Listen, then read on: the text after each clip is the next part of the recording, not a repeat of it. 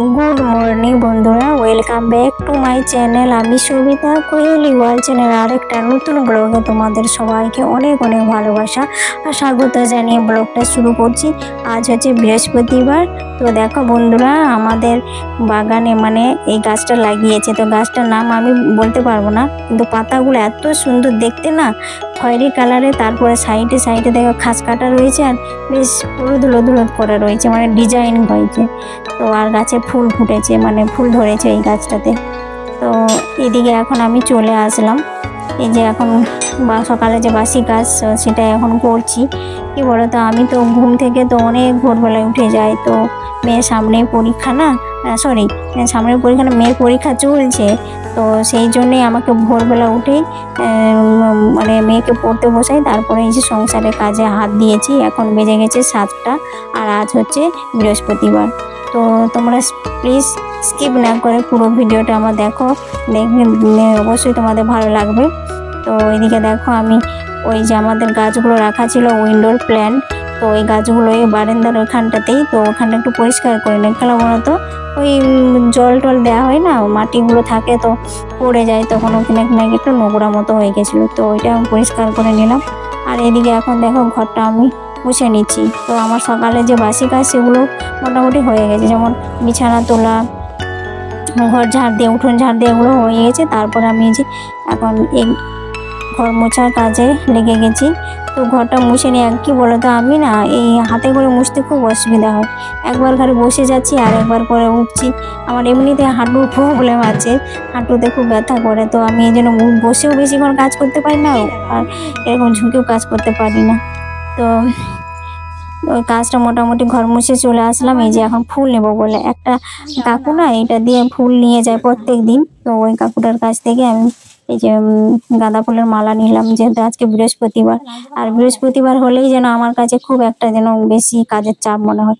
কারণ বলতো, সংসারের কাজগুলো তো করে নিই 1 ঘন্টার মধ্যে, আর তারপরে পুজো করতে আমার 1 ঘন্টা সময় লেগে যায়, 1টা ঘন্টা। তো একটুখানি বৃহস্পতিবার একটু ভালো করে শান্তি মনে ভালো করে একটু পুজো করতেই সময় লাগে। তো আর এদিকে আমার মেয়ের কাণ্ড দেখো, ও এখন উঠোনে বসবে বলে খাটটা পাচ্ছে। তো আমি কাজ করছি তো, আর ও নিজে নিজে একা একা খাট পাচ্ছে। তো ও সোজা করে খাট পাততে ওর অসুবিধা হয়।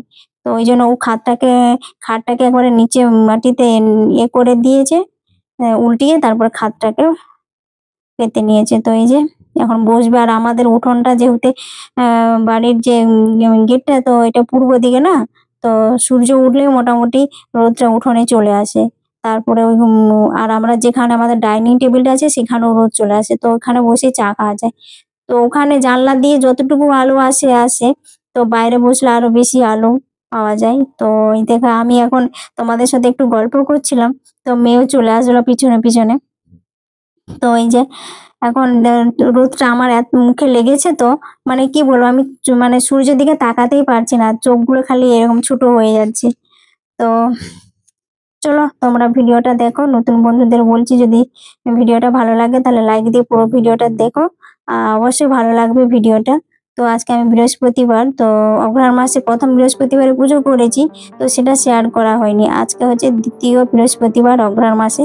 তো আমি কিভাবে মা লক্ষ্মীর পুজো করি, তো সেটাই তোমাদের সাথে শেয়ার করব। তো এখন এই দেখো মেয়ে উঠানে বসে গেছে, ও ছবি আঁকছে।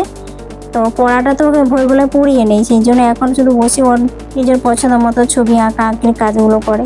আর আমি এই যে মাথায় জল নেবো, তো তার জন্য ভাবলাম যে না, শ্যাম্পু নিয়েছিলাম আগের দিনে, তা আমি এখন তেল নিয়ে নিচ্ছি মাথায়।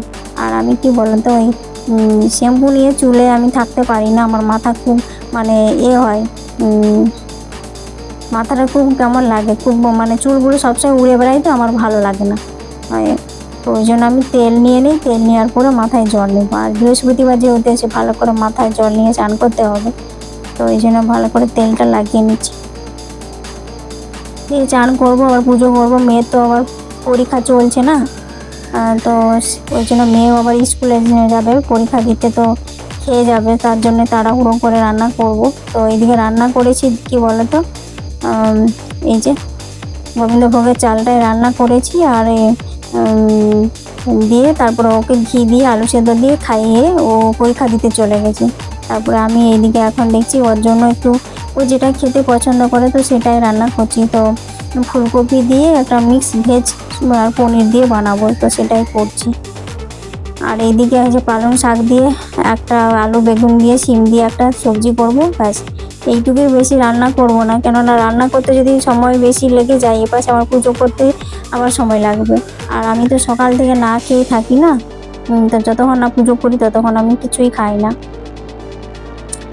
তো কি বলো তো বন্ধুরা, আমাদের মতো গৃহিণীদেরকে তো সংসারের A to Z সব কাজেই করতে হয়, একা হাতেই সামলাতে হয়। তো আমি কিভাবে আমার সংসারের কাজগুলো করি, তো সেগুলোই তোমাদের সাথে শেয়ার করি। আর তোমরা আমার ভিডিওগুলো দেখছো, যারা আমার এই ডেলি কাজগুলো দেখতে পছন্দ করো, তারা প্লিজ লাইক করে দিয়ে পুরো ভিডিওটা দেখো।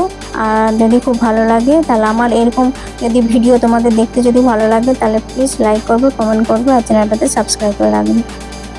তো এইদিকে দেখো মেয়ে স্কুলে যাবে তাড়াহুড়ো করে এই যে গোবিন্দভোগের চালের ভাতটা রান্না করেছি না, আলু সেদ্ধ একটু মাখিয়ে দিলাম। তো আলুটা কি বলতো একটু সরষের তেল দিলাম আর যে কাঁচা সরষের তেল আর একটু লঙ্কা দিলাম। তো মেয়ে তো লঙ্কা খায়নি, তাও আমি লঙ্কা একটু দিয়ে দিয়েছি। তারপরে ওর লঙ্কাগুলো যদি খায় ও বেছে খেয়ে নেবে, ও তো লঙ্কা খায় না, সেই জন্য কাঁচা লঙ্কাই দিলাম। একটা ছোটো করে দিয়েছি, সেই লঙ্কাটা মনে হচ্ছে ঝাল হবে না, সেরকম দেখে দিয়েছি। আর এদিকে দেখো একটু ঘি দিয়ে দিচ্ছি, ঘি দিয়ে এই ভাতটা খেয়ে যাবে।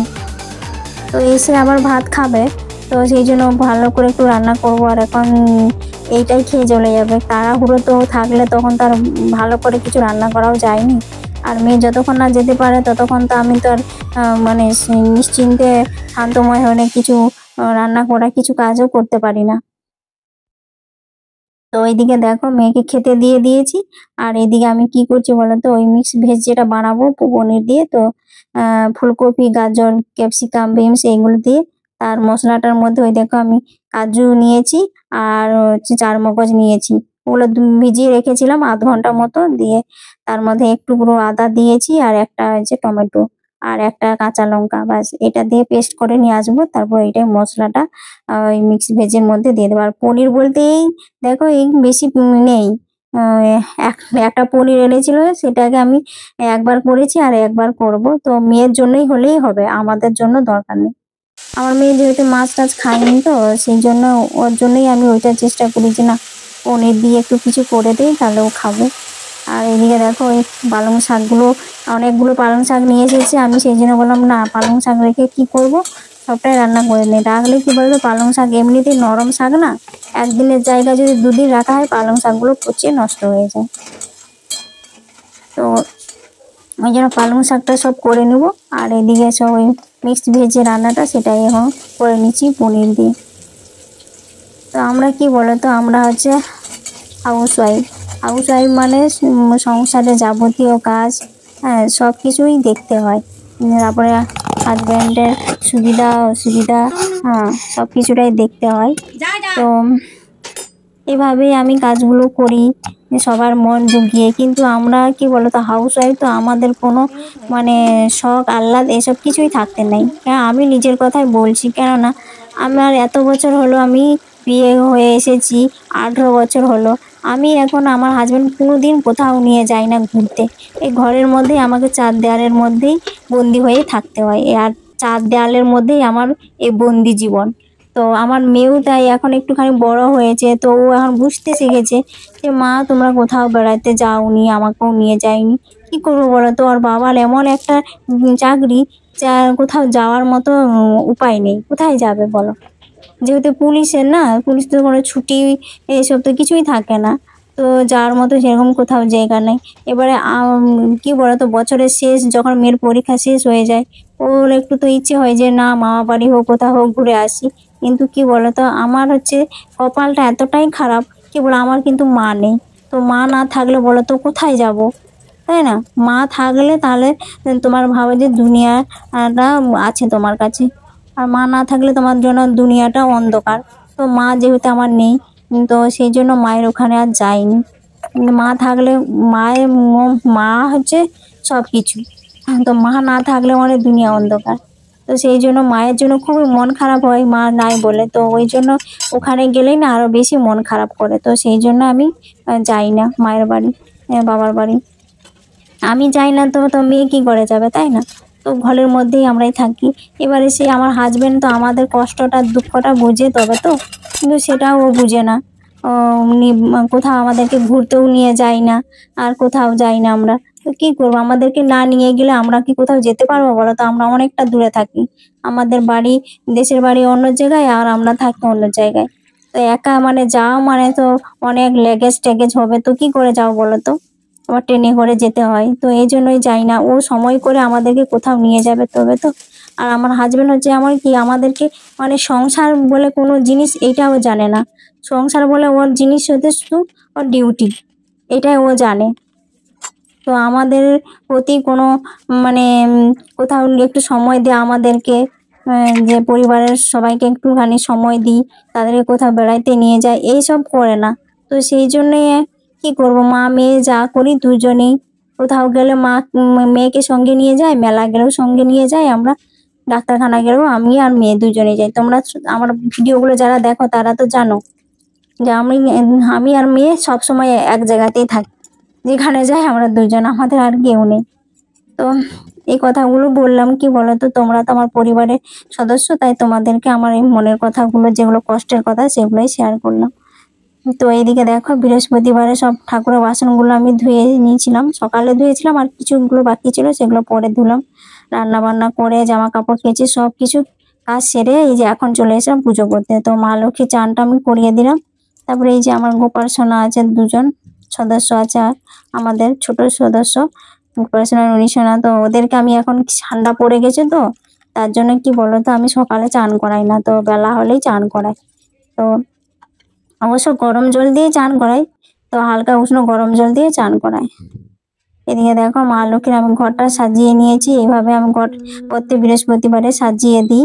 আর মা লক্ষ্মীকেও চান করে বসিয়ে দিয়েছি আসনে। তো এবারে মা লক্ষ্মীর এবার পুজোটা করে নিই। পুজো করা হয়ে গেছে, এবারে আরতিটা দেখিয়ে নিচ্ছি। তো আমি এইভাবে মা লক্ষ্মীর পুজো করে থাকি। তো আমার ভিডিওটা এখানেই শেষ করছি। যদি তোমাদের কোথাও একটু ভালো লাগে তাহলে প্লিজ বন্ধুরা আমার চ্যানেলটাতে সাবস্ক্রাইব করে আমার পাশে থাকো।